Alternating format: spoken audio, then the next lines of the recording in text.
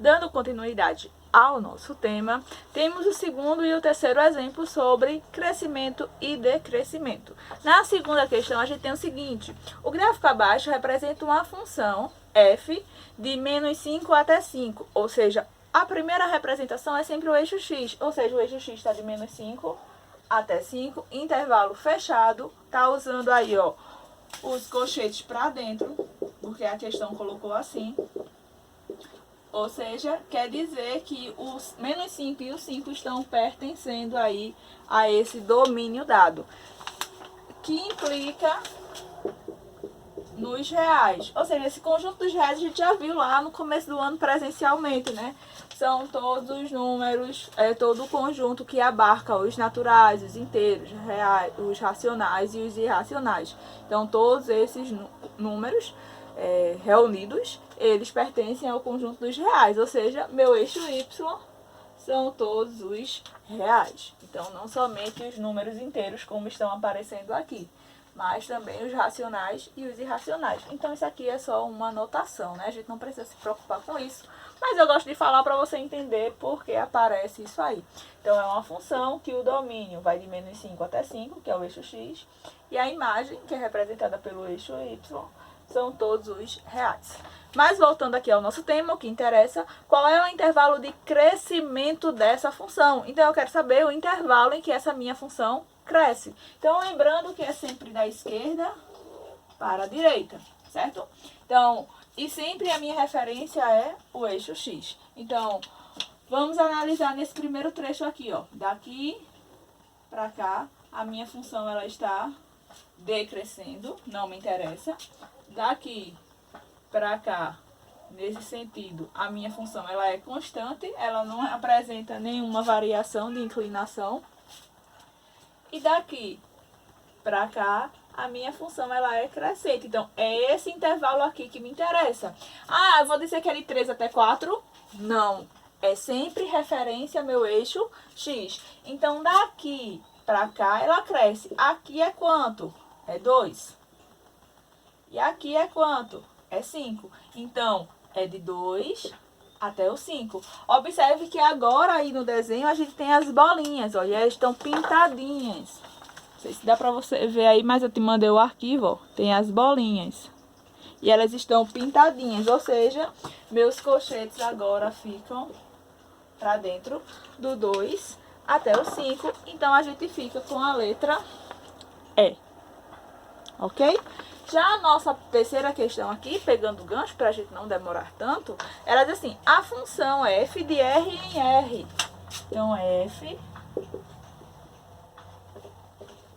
de reais em reais. Ou seja, meu eixo x é todo o conjunto dos números reais. Vai até onde, Cida? Não sei. Todos os reais. E antes os negativos, vai até onde, Cida? Também não sei. São todos os reais. Quem são os reais? Os naturais, os inteiros, os racionais, os irracionais. Na verdade, quando eu falo os inteiros, eu já estou falando dos naturais, né? Porque dentro do conjunto dos inteiros já estão todos os naturais. E aí a gente tem os racionais, que engloba também os inteiros, os irracionais. E aí a gente fecha com os reais, ok? Então, meu eixo x tem todos os reais, meu eixo y também todos os reais. E aí a gente tem o seguinte: a função f de r em r, representada pelo gráfico abaixo, é crescente no intervalo. Então, qual o intervalo que ela cresce? Então, vamos analisar aqui a nossa função, ó.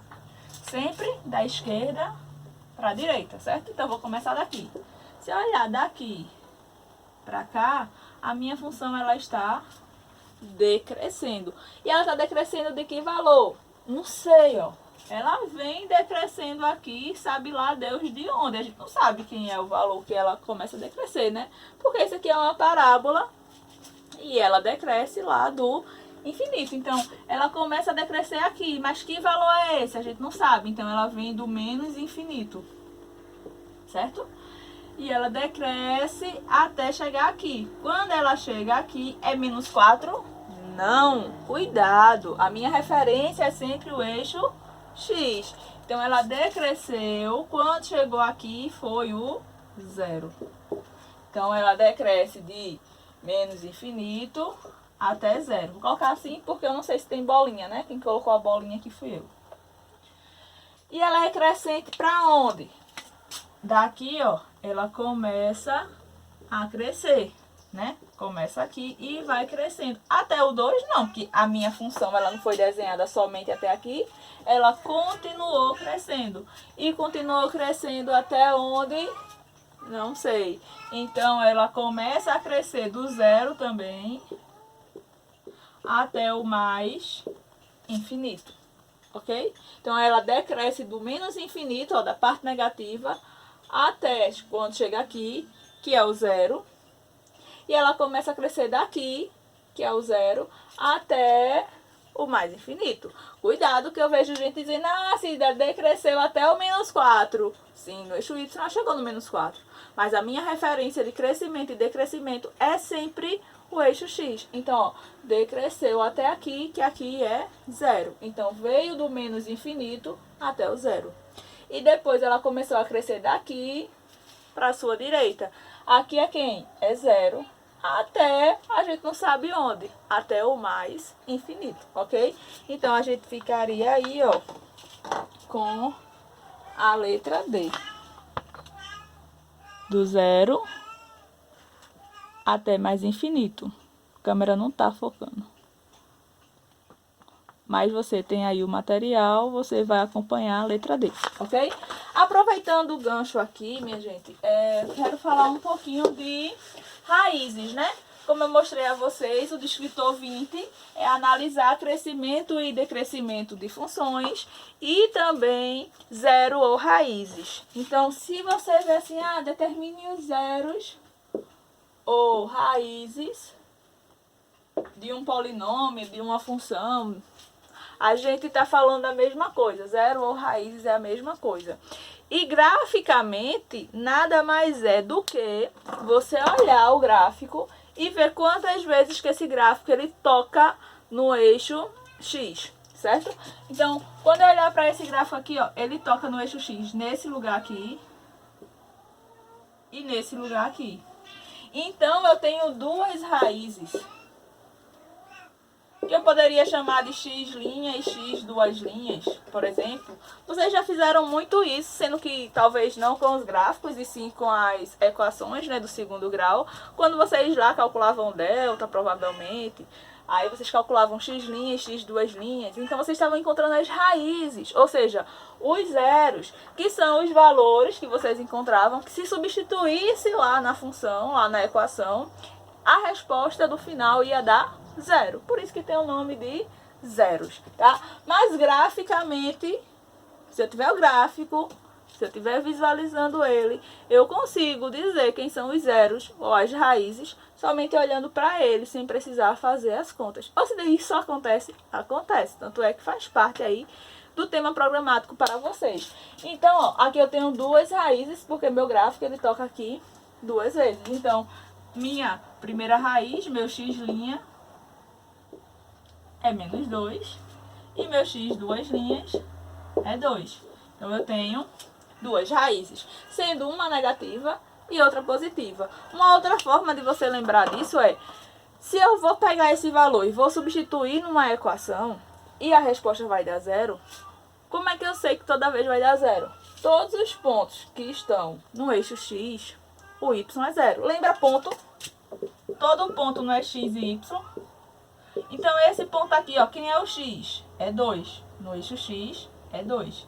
E o y? O y a gente olha se subiu ou se desceu. Nesse caso, nem é um valor positivo, porque não subiu. Nem é um valor negativo, porque não desceu. O meu y, ó, não saiu do eixo, ó, tá aqui. Então, meu y é 0. Certo? Mesma coisa aqui, ó. O x é menos 2 e o y nem subiu, nem desceu. É 0. Então, toda vez que você pegar o ponto que passa lá no gráfico e pertencer ao eixo X, esse ponto é uma raiz. Um exemplo bem prático disso.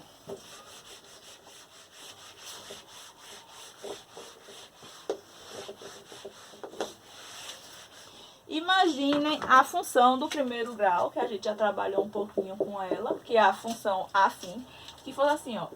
4x mais 2. E eu desço o gráfico dela a vocês. Não sei se vocês lembram, mas aqui, ó, é o meu A e esse daqui é o meu B. Quando A é maior que 0, a função cresce. E o B é onde a função vai tocar no eixo Y. Então, no eixo Y, a minha função vai tocar no número 2. E ela vai ser crescente. Então, faz sentido eu fazer ela desse jeito? Não. Eu vou fazer ela assim, ó. E se eu fizer desse lado aqui, vai ser decrescente. Não é isso que eu quero. Por que não é decrescente, Cida? Porque meu A é positivo. Então, ela vai crescer. Certo?